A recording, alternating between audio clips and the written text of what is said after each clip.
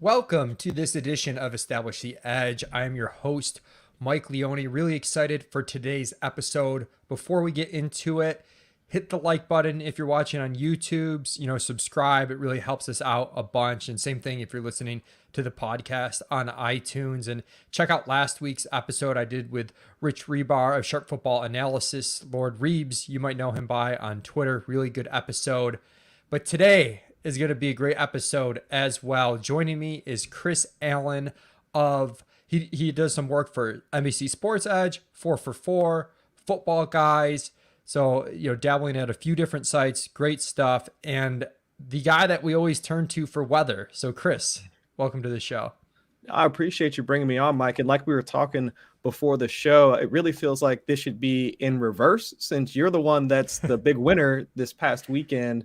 But no, man, I'm happy to be able to sit down and chop it up with you today, man. So I appreciate you for bringing me on. Yeah, I'm pumped to have you on. It's been fun doing this podcast like in season. I wasn't really sure what to do with it because like postseason, a lot of it's or not postseason, but preseason, a lot of it's kind of like galaxy braining best ball and redraft and stuff. Yeah. And in season, we already have our DFS stuff on ETR, so I try not to get too specific. So it's kind of turned into bringing on sharp people and like picking their brain. Like the goal of the show, Establish the Edge, is like finding your edge. And obviously for you, there's edge in your understanding of weather and that's impact on fantasy football. And of course you do a lot more than just weather, but I do want to start with weather, kind of give like an evergreen approach for people. And first off, one of the things that I like most about your weather analysis is you're very centered on finding out what matters and not overplaying that. I know sometimes when people have a niche in a certain area, sometimes they tend to overplay it and, overstate the importance of it. And I remember, Dink and I had you on Establish the Million one episode last year where it was like a crazy weather week. And, you were pretty direct with what matters, what doesn't matter. And I think, that's really cool. And just, I guess high level, like how do you go about finding, what's important in weather and like what's kind of just noise and scaring people off for no reason? Well, I think one of the first things when it came to doing any of this weather analysis was finding out, like, is there any sort of tangible effect? And in some of the high level analysis that's been done, whether it's been by me or I know that there's a tool over at Fantasy Labs that allows you to filter games like based off of the weather conditions in that particular game. I know that folks like Brian Burke, who's been essentially the godfather of analytics over at ESPN, he had done a study back in like the 2011, 2012 timeframe, just looking at wind speed and if it correlates to, I believe it was adjusted yards per attempt, if I'm remembering the study correctly. But all of those analyses have kind of hinted at whether impacting a game or just at the very least impacting how a quarterback approaches the game. And that's essentially where a lot of folks wind up looking at those types of results and saying that, well, I can see that out here at the tails, like once you get to, let's say 17, 20, 22 miles an hour, there seems to be an effect. So they overemphasize what that effect is going to be. Whereas my approach has typically been, well, what is the intent? Like, is there like a noticeable impact to the team's intent? And I think that's come about a bit more this season as more folks have started to realize that, all right, so even if it's the weather, like specifically like wind speed, if it's in like the 15, 20 mile per hour range, and that's when folks start to pay a bit more attention to the wind speed, and myself included. But we haven't really seen a tangible effect in some cases as to how the teams are actually impacted or how the game is itself impacted. And so that's where I've taken a look more at what is the team's intent? What is the quarterback's intent? And we can measure that in a few ways, like one being their neutral passing rate, which is something that a lot of folks like wind up looking at as an analogy to if all things were equal, how would the team like to perform? I mean, the basic analogy or the basic way of looking at it is like, are they going to be more run heavy or are they going to be more pass heavy? And then if you incorporate that with other metrics like pass rate over expectation, the game flow itself, I mean, and it kind of gives you a holistic view of how the quarterback, like what their intent is on that in any particular game. The same thing for like deep ball rate, the same thing for like yards per drive and all that. I mean, there are other ways, like, and even plays run as well, because if Yeah. you are wind up like tending more towards running plays, obviously it's going to eat up more clock. You're going to run less plays. So just there are ways that we can measure how a team wants to operate in any particular game. And so like my approach has typically been to look at like what are those like intent metrics, like the neutral passing rate, like how many plays are run. And if we start to see an effect, then that's where we can actually start to say, all right, well, these things are what matters. Like these conditions are what matters. And actually, we saw that a couple weeks ago. I believe it was the week 7 game where it was the rain was completely like it was downpouring in Santa Clara. It was the San Francisco versus the Colts game. And we saw, like, despite the fact that the game wound up hitting like well over its total, I think that was mostly aided by those the defensive pass interference penalties that that Yeah, a couple allowed with big Wentz. plays. Yeah, a couple of big plays there. But all of the metrics, like for that game, like most of them were down. Like for San Francisco and Indianapolis, their plays run were down. Neutral passing rate was down. The yards per attempt were down. I mean, the yards per drive also were down. So all of those metrics that help us like try and figure out, well, what's a team trying to do in this game?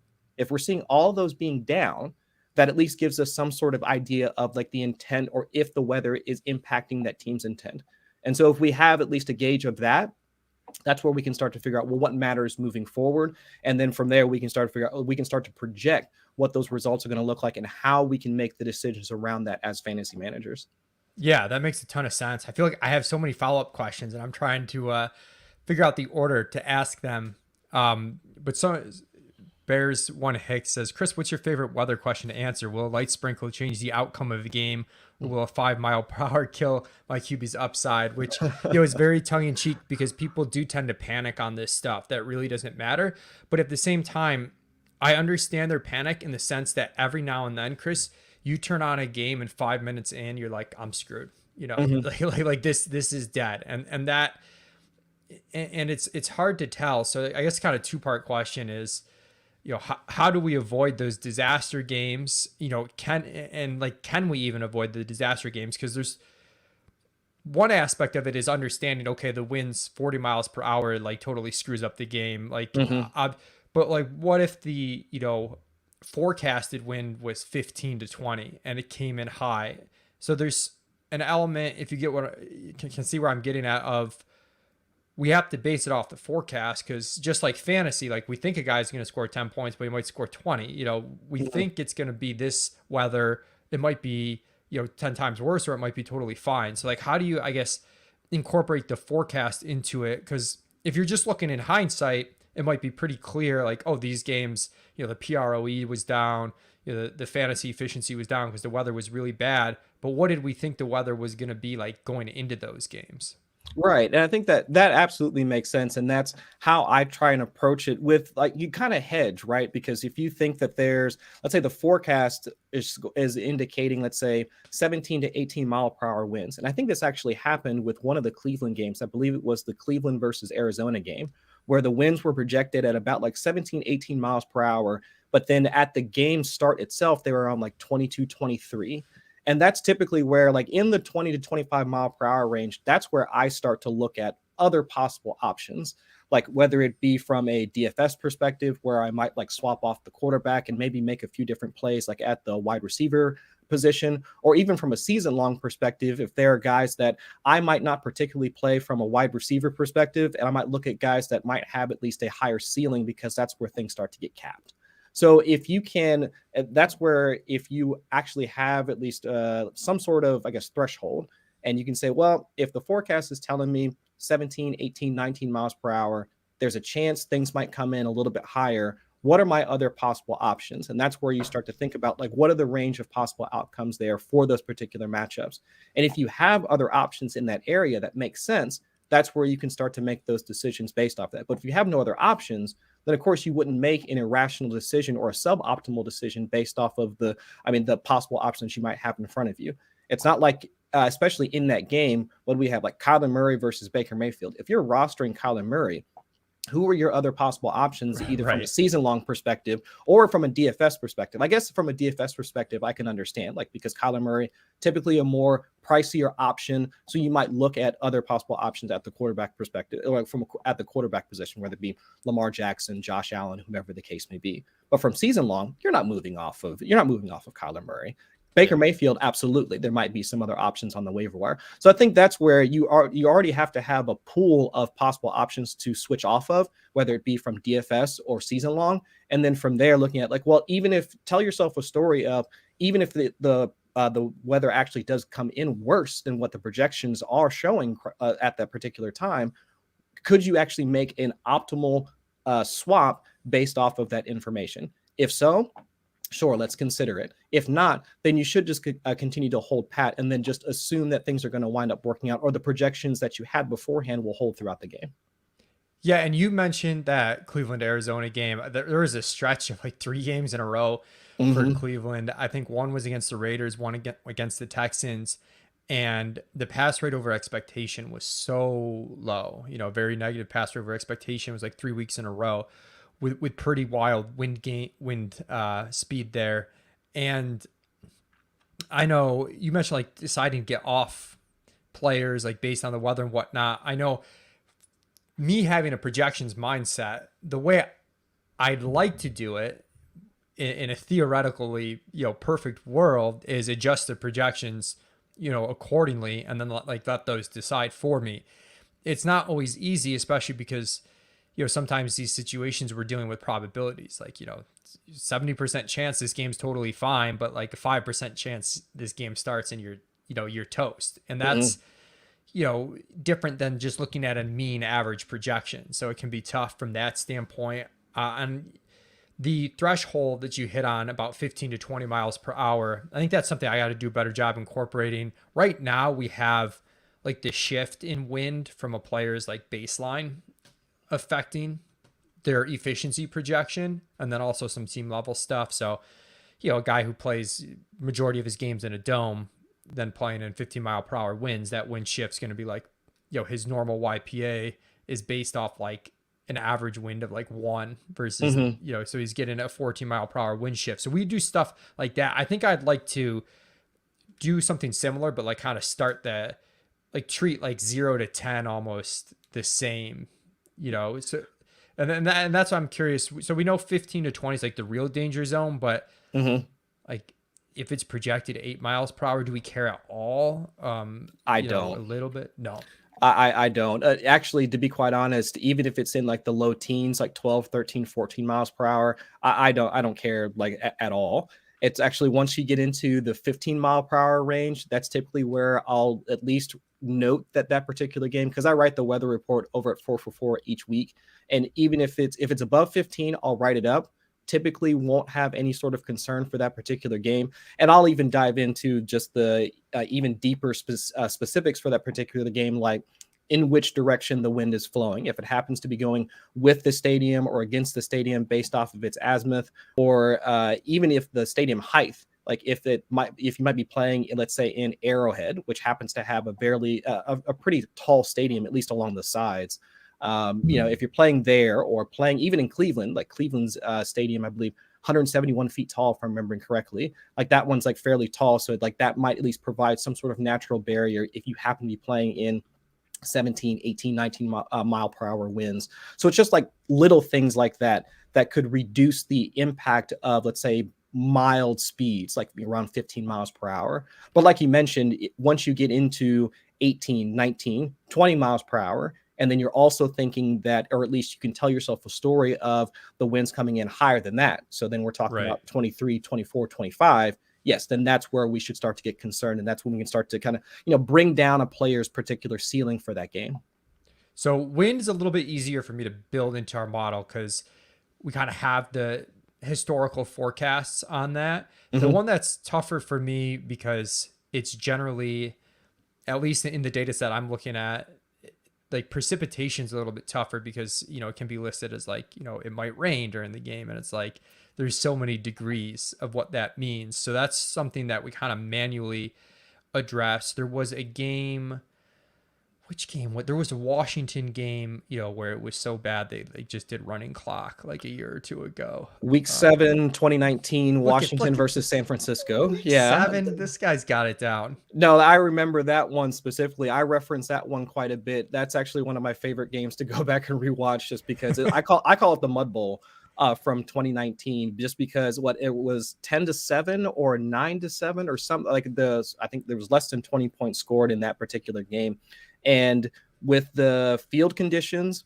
because FedEx Field, it's played on what sod. You wound up seeing like puddles on the field within like the first, I think it was within the first quarter, because the rain rate, even before the game, was greater than 0.1 inches per hour, which is something that the weather site that I typically go to, Weather Underground, they provide like the precipitation rates.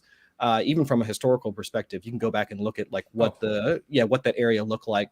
But it was raining hard before the game, raining hard during the game. So if you mix that with like just the mud and the grass and all that, that's why you see, you can go back and watch like George Kittle just sliding across sliding across the ground and like all this other stuff. So yeah, I mean, that's where I 100% understand. And I've been trying to find websites that could provide more, I guess, more granularity in terms of the rain rate in any particular spot, because that is difficult. Because if you just say it's raining, well, my next question is, well, how much is it raining? Are you talking about just like a drizzle, or are you talking about a downpour like we saw in that San Francisco Indianapolis game just a couple of weeks ago? And there's just a massive difference between those two conditions, and that's where looking at the precipitation rate has helped me figure out, well, what can we generally expect based off of that value. And if it's typically, so the ranges that I've come up with over the past couple of years taking a look at this is, if it's between 0.0 and 0.03 inches per hour, I'm not concerned. That's what I consider to be light rain, even though if you look at the NOAA's like description of like rain types, like light rain is actually considered like almost all the way up until like 0.1 inches per hour. But that's where there's typically no effect, unless the rain is going to be sitting there in that particular area for hours on hours, like before the actual kickoff. Even though according to the NFL's rules, if those conditions last for, I forget how many hours beforehand, they're supposed to cover up the field. So in most cases, everything should be fine. It's just after that. So between 0.03 inches per hour and 0.06 inches per hour, that's where the only thing I've typically found in those cases is you'll see players slip. You'll see players like drop the ball. We've seen fumbles in a couple of games, like when was Tampa Bay versus New England, when that game was being played. That was about the average rainfall rate like during that particular game. And remember, there were a couple of passes where Tom Brady would try to hit Antonio Brown along the right sideline, and that pass was off. There was another like 2 passes to Brown that actually either went through his fingertips, or the deep shot that he had like in the end zone that went through his fingertips as well. Like those types of situations where typically the players would come down with those passes, but then they don't. So can you say it's because of the weather or it's because of variance? Who's really to say? But anything above 0.06 inches per hour, that's typically where, from the standard camera angle that you see for the game, that's where you can start to like actually see the rain coming down. And actually during that game, the New England Tampa Bay game, we can see the rainfall, like we can see the rainfall during that game, especially towards the back end, when Bill Belichick like wound up attempting that field goal like at the end of the game, which I completely busted.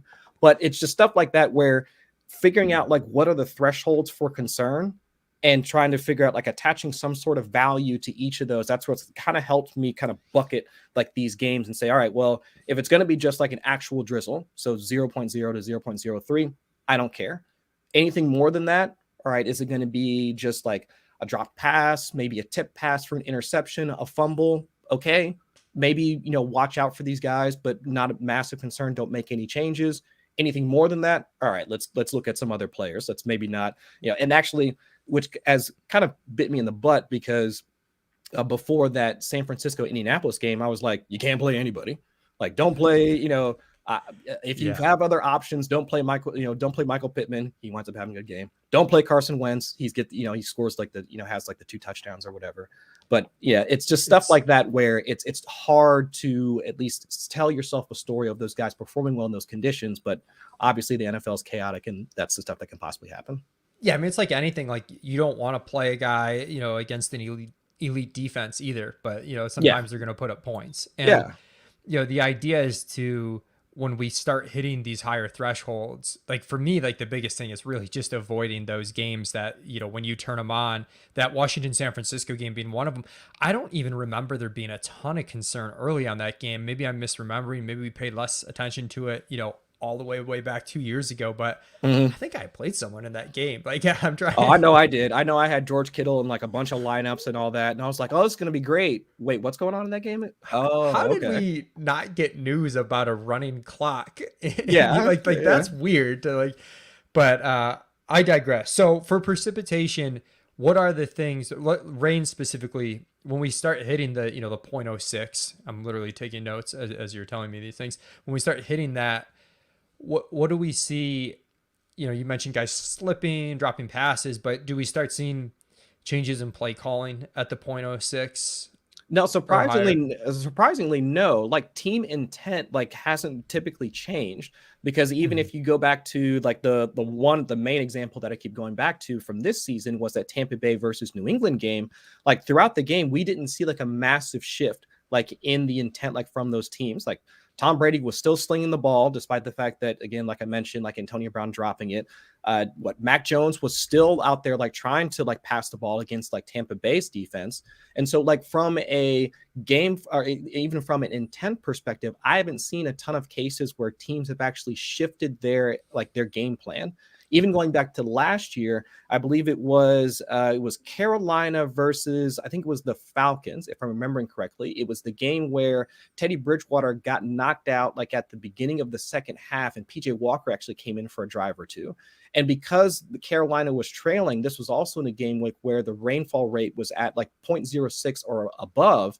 It was like downpouring like during that second half. But PJ Walker still came out and he was trying to pass the ball quite a bit because they were trying to catch up.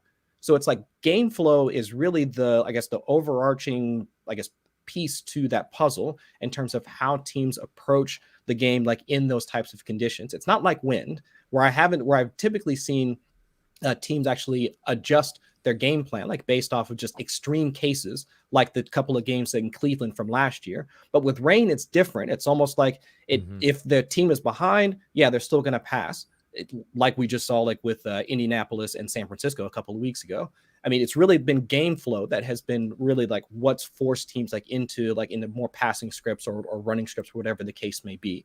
So with rain, I guess I'm not as concerned, at least from an intent perspective, but we definitely see how the results are affected with either drop passes or just, I mean, interceptions or like passes just not being completed. Again, the results are really like where we can see like the I guess the impact of weather in those cases. Yeah, so likely a downgrade in efficiency. And then Mhm. also if your defense is so volatile that it might be worth taking defenses in those games. Just you get a ball slipping off a receiver's hands, you walk into a pick six you wouldn't Yep. normally walk into. One last weather thing before we move on to some other stuff. Snow games, I feel like similarly we can see them go either way. Like I've seen games that they turn into a shootout a little bit because the offense is able to dictate where they're going a little bit. Mhm. Guys aren't it's more difficult on the defender. But with anything, there's a tipping point where I went to Bills Colts game in Buffalo, and it was so bad, and I think wind factored into this, that I mean it was like less than 100 yards passing for each Mhm. team. It was crazy. So is there any indicator we can get prior to the game on like what kind of snow game are we looking at, or are we just kind of embracing the variance of those? Two things with snow games. Like one, similar to rainfall, it's like how much are we talking about? What was it? The game against it was like Buffalo versus the Colts maybe a few years back, where it was just like an absolute absolute snowstorm for that Yeah. particular game. Or are we talking about what was it? The game what was it?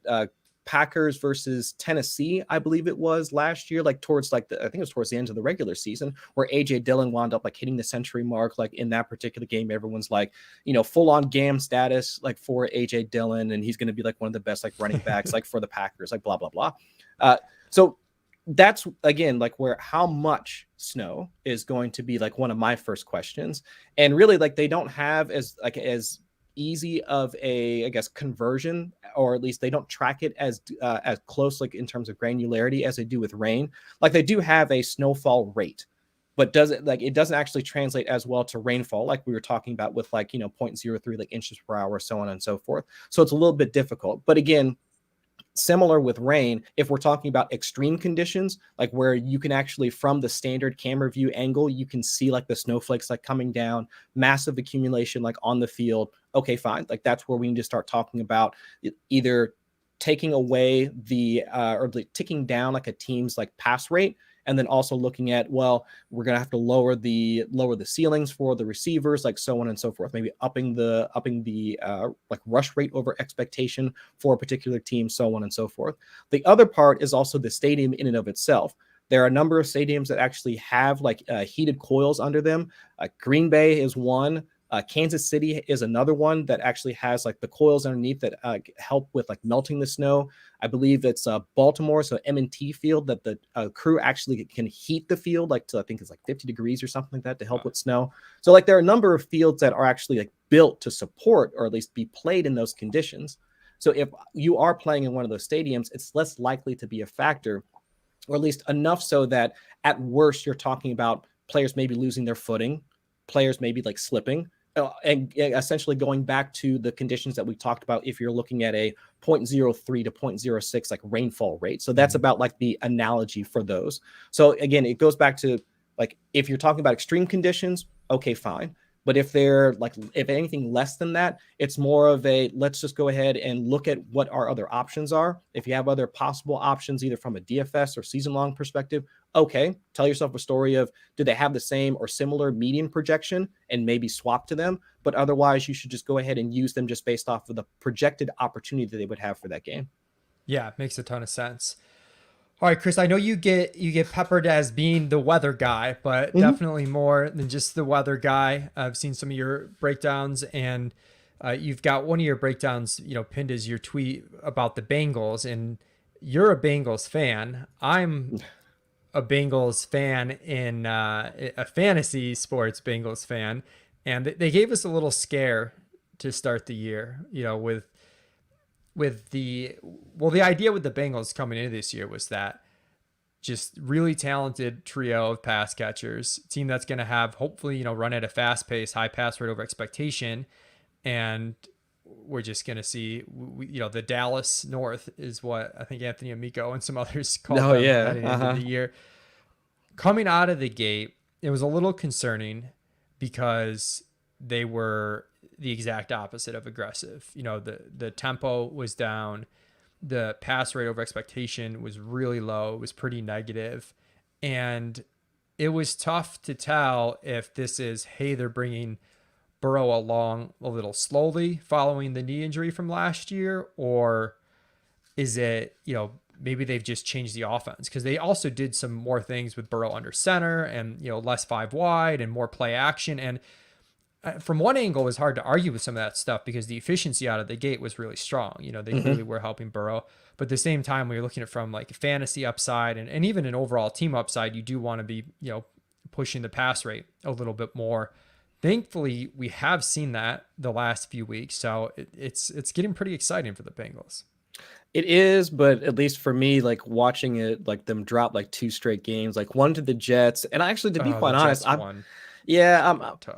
I'm not even mad about the Jets one. I guess the reason why I'm not as mad about the Jets one is that they took it down to the wire against the Colts, like the very next day, not like 4 days later.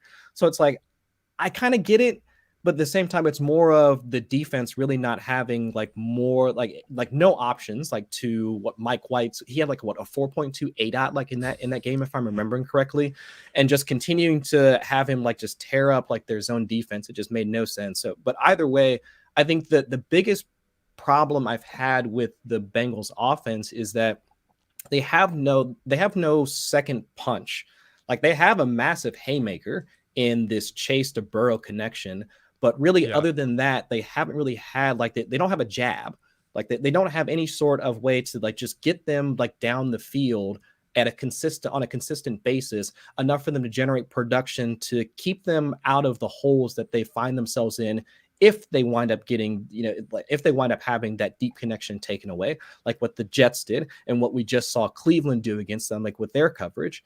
And while I was happy to see like that, what 4 to 5 week stretch where they were 4-1, they could have been 5-0, minus that game when they played against the Packers. I mean, they played Aaron Rodgers like straight up. In my opinion, they played him straight up. It was just like what that ridiculous like field goal like mishaps like Oh back and my forth. God. It was As I someone who tilted to the moon like watching that game. It was ridiculous. it must have been more tilting for you as like a true fan wanting them to win. It tilted me. We had bet under props on like Burrow's attempts and Rogers' completions, and then they Yeah, like it's just like someone make a freaking field goal so we can end this game exactly. Yeah, I was and like, lose those.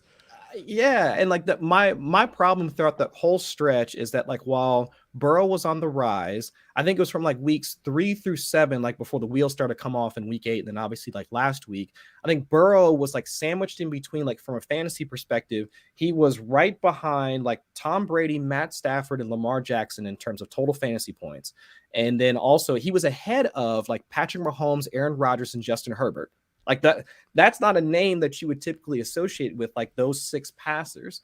And Yeah, so when I looked at that chart, I was just like, yeah, there's no way that this is going to hold. Like there's just no way. And like the reasons for that like seemed like fairly intuitive because all of those offenses, like their pass rate over expectation is almost 4 to 5 times higher than what the Bengals were at like in that particular time frame, and even where they're at like right now. So like if we don't have the passing volume, the efficiency definitely hasn't been there. They've been bottom 5, bottom 6, and essentially like every offensive efficiency metric, whether it's yards per drive, plays per game, neutral pace, third down conversion rates, like they don't match up against any of those offenses at all. So something had to give. And when we saw Chase not being able to connect with Burrow, T. Higgins being dropped at like the 2 yard line a couple of times, or the 2 yard line, I think it was last week, and then what, like the 11 and 12 yard line, I think maybe a couple weeks ago, or maybe I'm getting them reversed. But it's just like if those deep connections aren't there, they have no other response. I think throughout the entire season, like the deep ball passes, like from Chase to Burrow, have accounted for I think like almost like 40% of his total production. So it's like they have to start getting these other guys involved. Like I've really enjoyed seeing like all of this, the more or less the justification of them drafting Chase like where they did. But still, like you have to get Higgins involved, even though like his air yard share has been massive over the past like couple of weeks.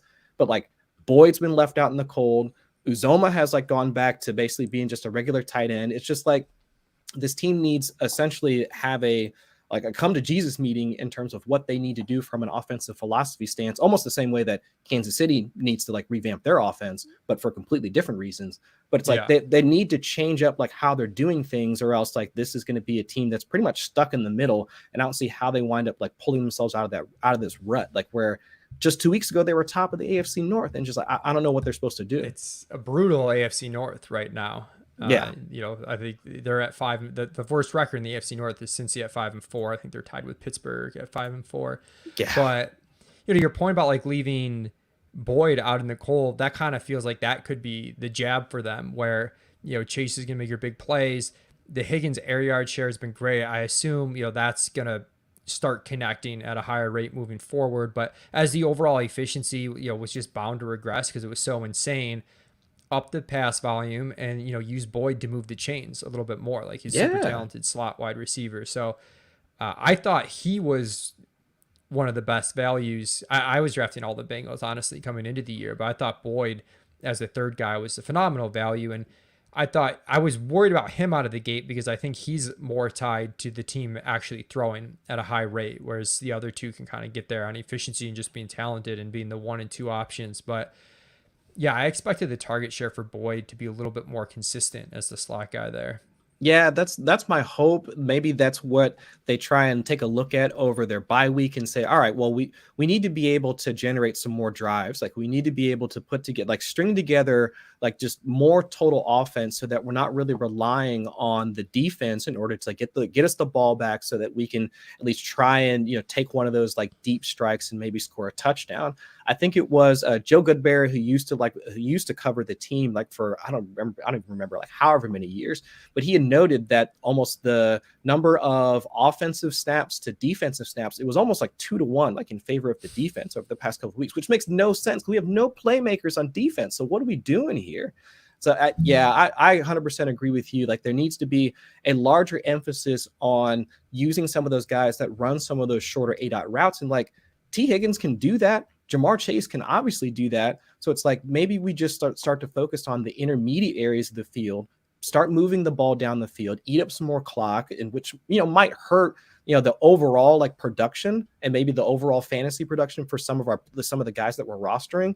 But at the very least, hopefully it can wind up like getting them more down the field, getting them in scoring position. Then maybe that will balance things out. Yeah. So as far as fantasy goes, do you have, particular formats analysis that you like to do? I know we're in a Pros vs. Joe's Dynasty League together. We Yeah. actually made a pretty blockbuster trade that, just looked egregious for me for a while. Yeah, I thought I won it at the time, and then it looked really bad, and now it looks like not good, but maybe not as bad. Um, Yeah. it's funny, and I did kind of talk about the volatility of dynasty trades, because I know you're in a few dynasty leagues, just how it can go in such different ways. We've been Davis Maddox in one of our leagues, and he has like a rebuild team, and he kind of drafted a rebuild team from the start, like he was trying something, but he took CEH in that rookie draft over Jonathan Taylor, and it's just like Yeah.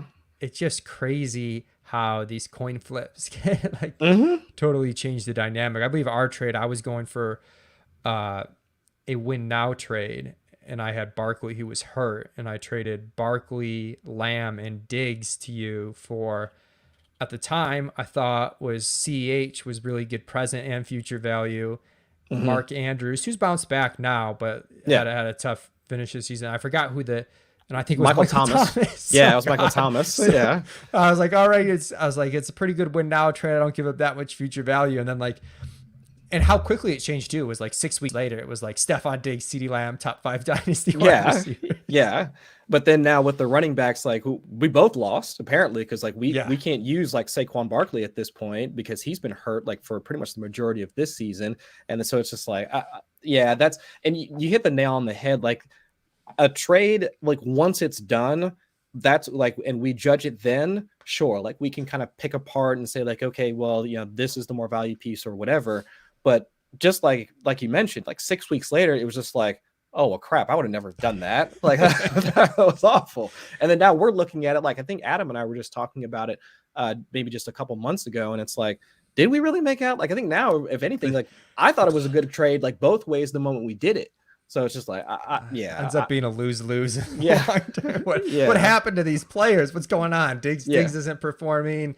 Barkley's hurt. CEH is dust. Michael Thomas is never going to play again. I traded like way too much Michael Thomas when he had that stretch of good games with Taysom Hill, like right before the ankle injury, like re-aggravated. I traded for him in a couple leagues, and it's painful. But yeah, do you play a lot of Dynasty, DFS, season? Like, what's your favorite format? Or you just like mixing them all? Actually, my favorite format has been best ball over the past like few seasons. Even though I know that the FBI is probably going to come for me for like talking about like best ball like Get during the the middle of the sirens regular going. season. Yeah, but no, that's my favorite format just because I think there's still a ton untapped in terms of like strategy, content.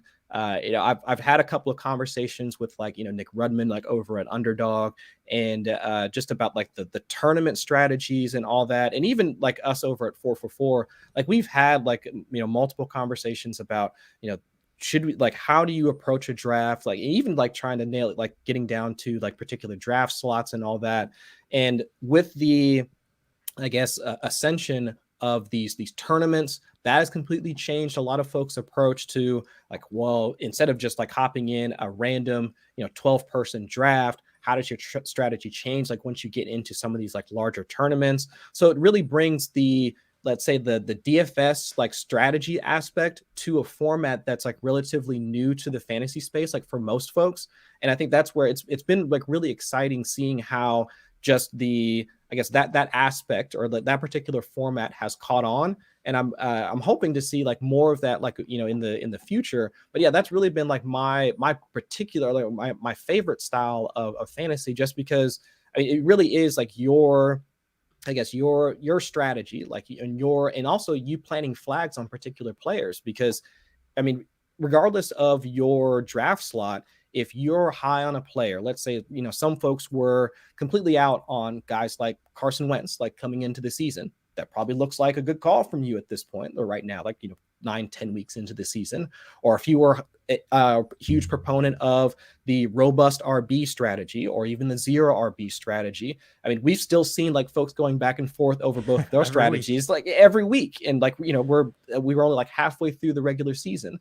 So I think that I guess the conversation that it creates like within the community, the amount of strategy discussion that we still have, I think that, and still will be had, like I think over the next like few years as we continue to, you know, go back and forth over like the different formats and all that within best ball. I think that's really like my favorite type of fantasy football, I guess, my favorite format for fantasy football so far.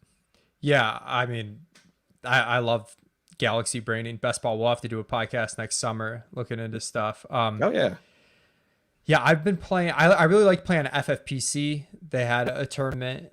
I've got some good teams there. But you mentioned like zero RB versus robust RB, and I, I mix and match quite a bit of strategies. And you know, I've got. It's really hard to. It sometimes it comes down to, you know, just drafting the right players. Like we use the structure, but that shouldn't be your intent at the draft. I guess my point would be, you want to use the structure to give yourself the best opportunity to do that, but then like kind of understanding, you know, the variance associated with, like, obviously if we just do which was the best player to take each round, we would just do that and we wouldn't care what Yeah. positions the guys played. But yeah, it really is a fascinating, you know, thought process, like figuring out how points are going to be allocated. And you know, I'm real big on not having dead roster spots and having like a lot of like top heavy drafts where, you know, you invest premium picks into a certain position, but then you invest quantity into a different position, like just different ways you can allocate your draft capital. Because, you know, you can devote like the same draft capital in total to the running back position in different ways. Like you could take 2 to 3 early and only take, you know, 4 total, or you could take like 6 to 7 late, you know, depending on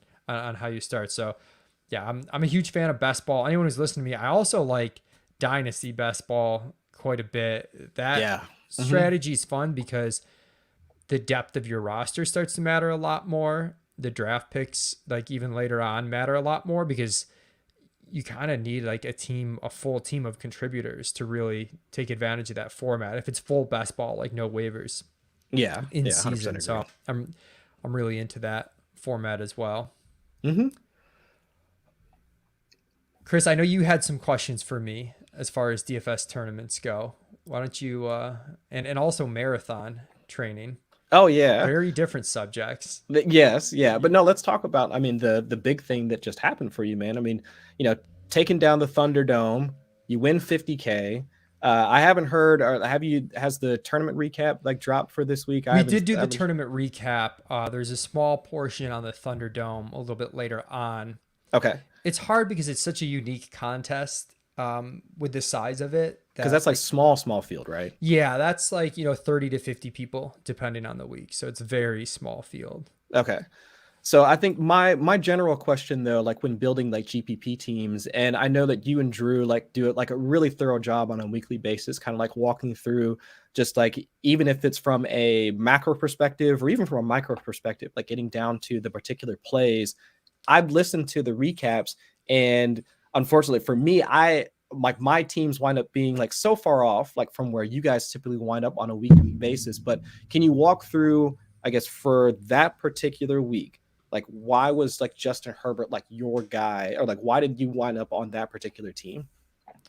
Yeah, the team that I won with was the Baltimore stack, with Lamar to Hollywood, Andrews, and bringing it back with Dalvin Cook. And I thought that game just had a ton of upside, and I knew Lamar was going to be played a ton in this tournament. I was actually Hmm. kind of wrong on how frequently people were going to play Marquise Brown and Mark Andrews a little bit. So it's one of those weird things where I won, but like in hindsight, had I known the ownership percentages ahead of time, I don't know if I would have played that team. So Yeah. that's where DFS can really mess with your mind because you're trying to separate the process from the result. But my hope was with like Albert O, who I played at Massive Chalk, and I played two tight ends, that would really depress like the field exposure on the other tight ends, and then I would get that very low. And I knew I wanted to go contrarian at running back because it was one of those weeks where, and not crazy contrarian, but I wanted like the third, fourth, fifth kind of best guys instead of the first, second guys, which were Zeke and also for this week, Eckler. Hmm. And Eckler was a pretty conscious fade for me where I knew our projections were just lighter than all the other projections in the industry on Eckler. Mm. And like I kind of understood that generally when that happens, I understand that we're probably too light, like, wisdom of the crowds. But if you're in a tournament and you have to take a stance, it obviously makes sense to take a stance on a guy that you're clearly viewing different from the market. So I wanted to get off him. And then with Zeke, I thought he was still a good play, even though he's going to be played a lot. But Hmm. Dallas can get game script dependent at times, just based on the game flow, which, would have never predicted what happened with them against Denver, laying an egg. So with that, I correlated the running back position with Dalvin Cook, coming back on the Baltimore stack. And then I was really into playing Jamar Chase, Nick Chubb, like everywhere last week was, Yeah. where Chubb was that guy that was like the third running back. He wasn't going to get steamed to massive chalk. He was clearly going to be played. I think he ended up like 20-25% in this tournament. But I liked that game. And it's two guys with huge playability and we saw it from Chubb. He hits the 60-yard run. We get the perfect game script. You kind of see where the correlation comes into play, that even though it didn't work out for Chase, like there were a ton of expected fantasy points for him in that game. He dropped a Yeah. touchdown.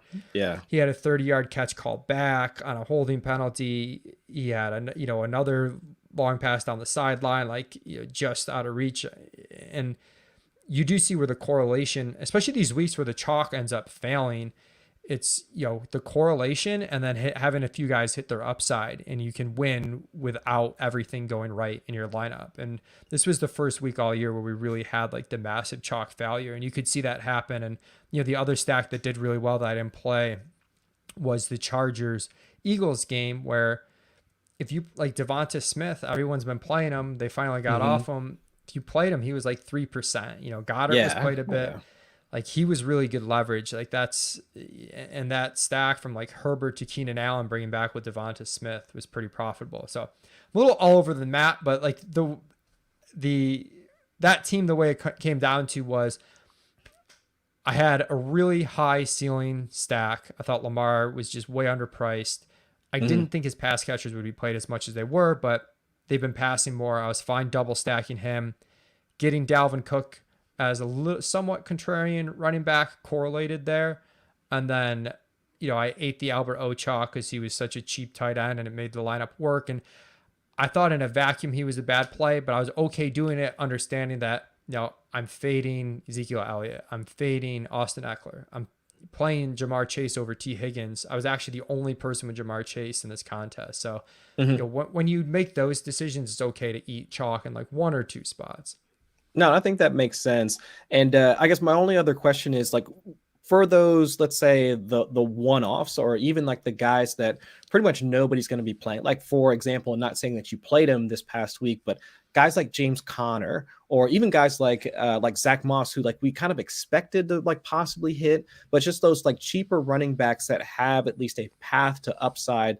I mean, do you typically try and I guess even look at or try and think of a way to allocate like any of your rosters like to those guys, or do you just completely try and focus on I guess the guys that at least are at the very least optimal that can wind up like with pass to a ceiling? I mean, do you understand? Do you get my question there? Yeah, I play guys like that. I played a lot of Chase Edmonds last week, so the James Conner Yeah. performance, I had and again, like the way the week was, I had a team where I initially had Edmonds and Kittle, And then Hmm. I was a coward, Chris, and I got off Kittle and I did a one off with Schultz. But like if that team is Connor and Kittle, it goes from not even close to min cashing to winning the entire tournament, which Oh is yeah. nuts when you think about that. But those are the opportunities that present themselves on a week when chalk fails, is, those types of running backs. And Connor's been tough for me because he's been so touchdown dependent, but at the same time, that's where guys generate their upside. And then Hmm. you do, but like, I don't think we should, obviously he ran pure with Edmonds getting hurt, Yeah. but also like guys are going to get hurt throughout the course of the season. So there's always a little bit more upside to players who, I don't want to say there's more upside to timeshare players because like that's wrong and worded wrong, Hmm. but when we're looking at the amount of touches guys are allocated for as like a percentage share of the team offense, some guys have room to grow and some guys don't. Yeah. Well, that makes And those sense. Yeah. guys, when you do have guys that have room to grow, you can walk into stuff, whether it's lucky or not, like over the course of the season. But Zach Moss, I thought was a good play. Another one of those guys, kind of timeshare spot. He actually ended up getting banged up, and Singletary played a bit more in the second half because of that. But really high team total. He's the back they used by the end zone. And I thought that at least like if you played on FanDuel in particular, like Diggs was just massive chalk, that it's really good leverage too. If, okay, Zach Moss takes the touchdowns, now I'm winning twice. The Diggs Hmm. lineups are kind of dead and the Zach Moss lineups look really good. So I think we played Zach Moss on a tilt space team, but he was definitely, in my player pool.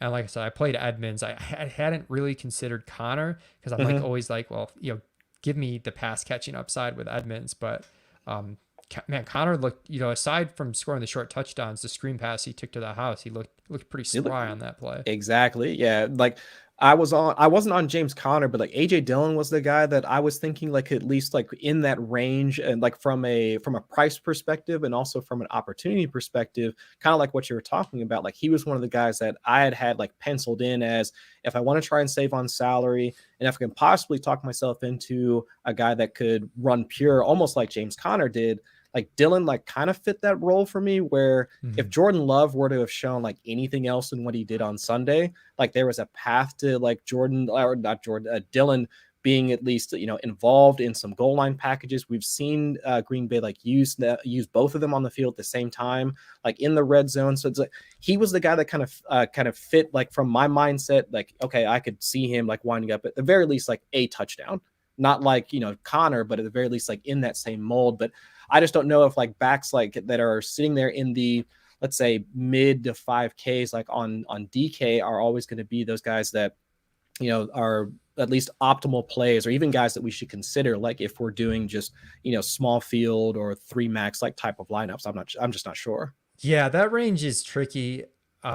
Last week was kind of a good week to take a shot because the top of the running back position wasn't as good as it was most weeks. Like part of the reason I took Chubb, who obviously he's a better play than Dylan in a vacuum, but like salary considered, like there's some similarities in terms of like Chubb has like a somewhat low floor for his salary because he doesn't catch a lot of passes. Mm-hmm. They split carries.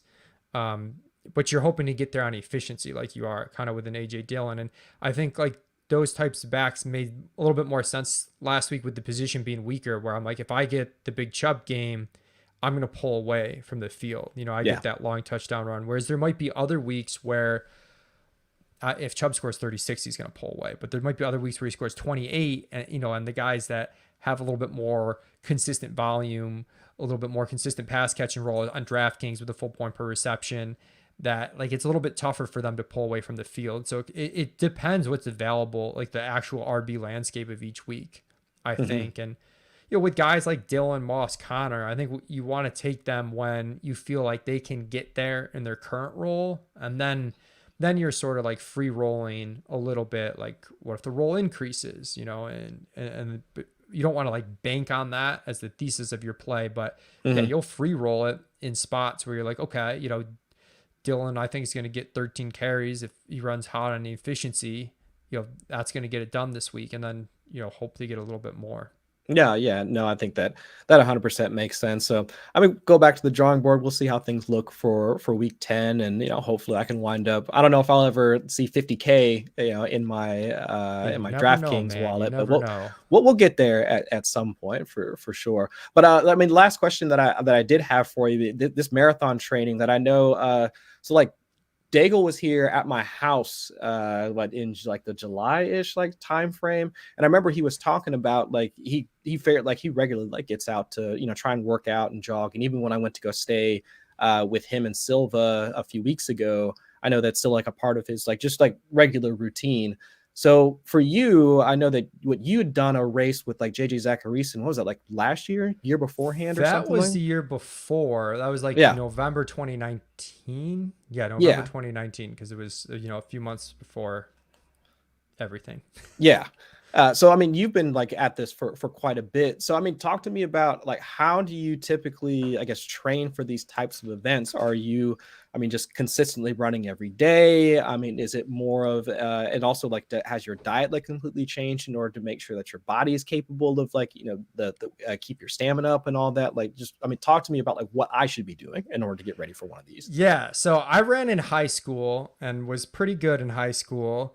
And then after high school, like lots of people in college, became kind of a fat slob and Yep. didn't do anything for a while. And then around when my son was born, like 4 or 5 years ago, I decided, okay, I gotta get back into shape here. And running is Yeah. something I used to do. I used to be good at. Matt McAdams says, "Good stuff, boys," but I cannot support running. Yeah, it's tough. I understand, man. I I'm wearing my understand. Buffalo half marathon Get little, it. little hoodie right now. Yeah. But yeah, I got back into it. For me, I read two books a few years ago that around the same time that like both really helped me. One's Atomic Habits, and the other one was Peak Performance. Like those two Mhm. books went together really well. So that kind of like helped me figure out my like macro plan, which for me, I joined a run club that meets 2 times a week, which helps a ton, because Oh, it yeah. it forces you to like Tuesday nights we do like a speed workout, and then Saturdays I don't do during football season because I have the show, but Saturdays we do distance run. Mhm. And like one of the things they talk about in Atomic Habits is like you have like trigger points that like will get you to do something. And like for me, if I'm just running from home, it just feels like there's so many obstacles. I'm like, it's too cold out, or like I don't know what route I want to take. And then even when I go, it's like, well, I could turn back and come home. For me, when I go to run club, it's like once I get in the car, the run's like almost done already. Like it's like Yeah. self-fulfilling prophecy at that point. Like I know it's happening. The routes are pre-planned. You have the support of a group, even though you're kind of running on your own still. And so doing a run club helped me a ton. Mm. As far as diet, like I'm trying to do better on that, but like honestly, I still pretty much suck with that. Oh, I I'm still drink I still drink a ton of beer since I I'm make it. working. So yeah, Yeah, I I get guess, you. I was meaning to ask you some beer question, but cutting out alcohol does help. Like that's Uh-huh. Yeah. I'm on a real sleep kick right now, or like just reading a lot of research that like I feel like things we're not taught about in school, but like the importance of sleep being one of them, and like alcohol kind of plays. So I've been like really trying Mhm. to get like my 8 hours. Yeah, I've got a 4-year-old son. It doesn't always happen. But yeah, You yeah. I mean, you've got kids, um, so that's important. But like the big thing for me with running, I didn't run like every day. Like to your question, I made sure to hit like my speed workout on Tuesday nights, Mhm. with the run club, my long distance run for the week on Saturdays, and then would try to get in like a couple of shorter runs throughout the week. So it wasn't like Okay. insane running every day. And I do think, and this is touched on in peak performance, like a mistake people make is they don't run their hard runs hard enough, and they don't run their easy runs easy enough. You kind of want that dichotomy where you're really working hard for your hard runs, but like on Mhm. your recovery easy runs, like you're just trying to get miles in. Like you don't want to push it. Like you don't want to push your body too much. Oh, okay. Because I think I'm definitely going about it wrong then. Because I've just been trying to get like almost 3 miles a day.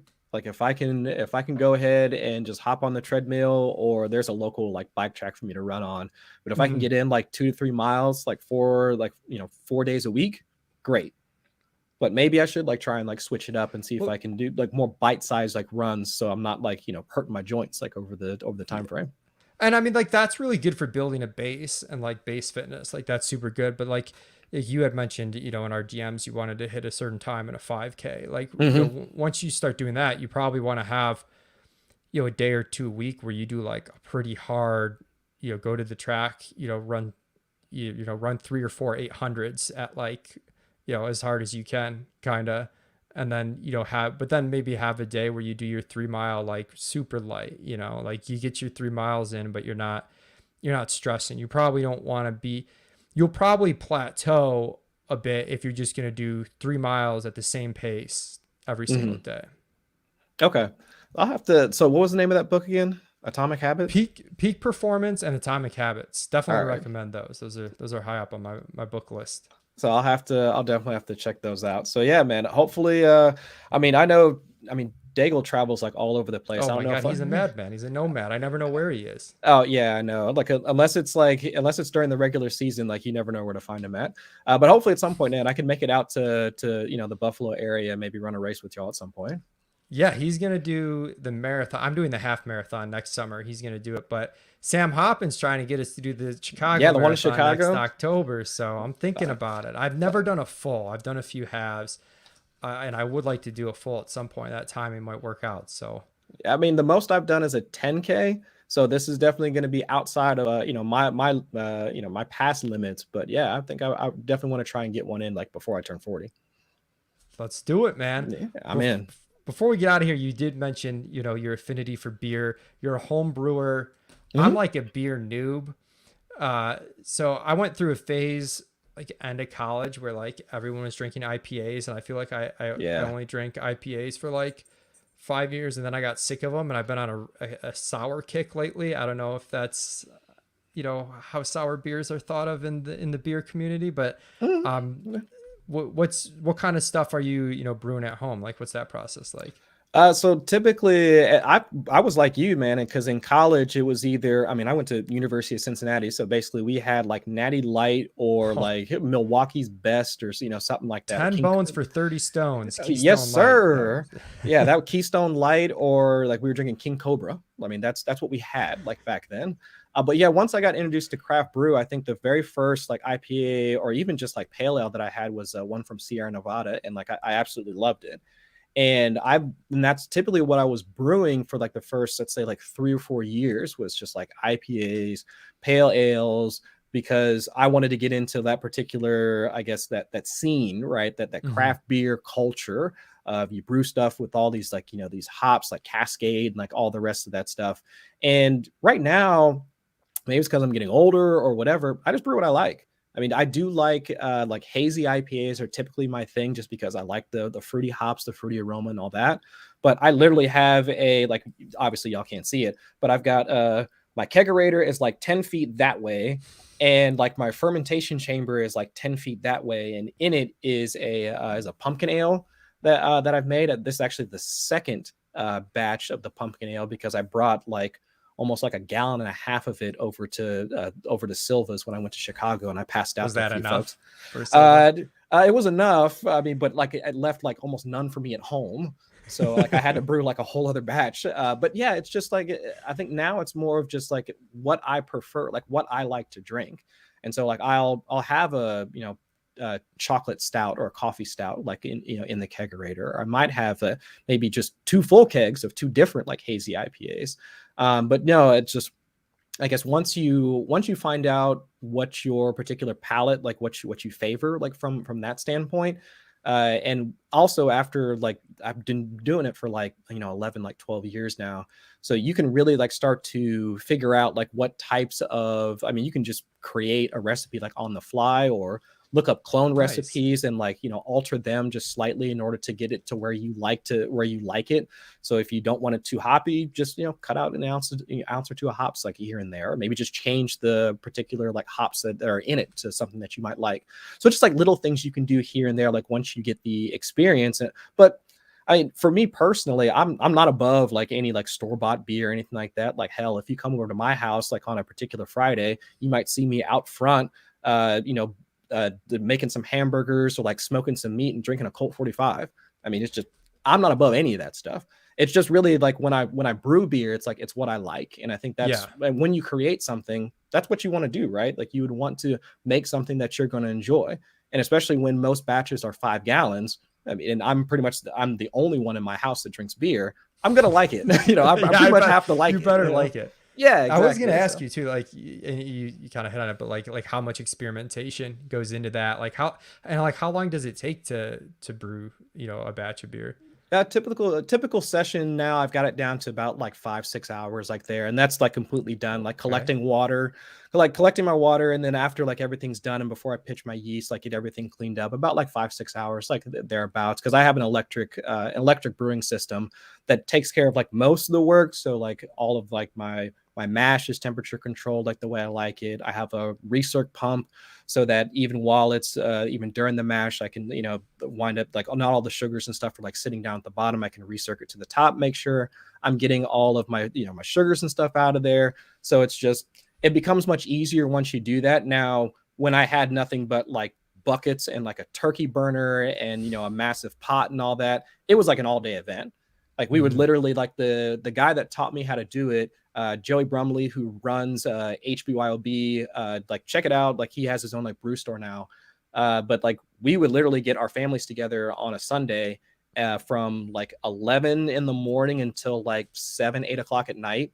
We would be out, hanging out in his garage, like brewing beer, and it was a ton of fun, like getting our families together to hang out. But it was an all day event. Now, Right. like with the advent of more electric systems and all that, things that make the process easier, and just like knowing, like putting in like your own heuristics, like so that like, all right, so I've got an hour left. I need to do this, and this, and like you can start to tailor the process and cut down on the amount of time it takes. So yeah, about like 5 6 hours like now in order to get everything done. So it's not too bad. That's cool. I always like hearing about people's hobbies because I know, like, especially on the DFS side of things, like it can be, hard sometimes to get out of the DFS grind, like especially the Mm-hmm. people that are playing like basketball, NFL, MLB, the people that do all sports, at times it can be difficult to step outside of that world. So it's fun to hear about, people's other passions and different things that they do. So Oh yeah, man. Because on I was just brewing this past Saturday. I'll just be brewing and have my headphones in, listening to you and Drew, like catching up on all the DFS stuff like before Sunday, and it just becomes much easier to disconnect from the world for a little bit. awesome. Well, thanks so much, Chris, for joining me. Beer aficionado, weather expert, Cincinnati Bengals fan. We got it all. Make sure you check out his work at 4 for 4, at Football Guys, at NBC Sports Edge. I'm sure I will be pinging Chris for some weather help with projections and whatnot as we get into winter season. So if you're listening again, please like, subscribe, whether you're listening on YouTube or on the podcast feed on iTunes. Really helps us out a lot. Thanks for tuning in, everybody. See you next week.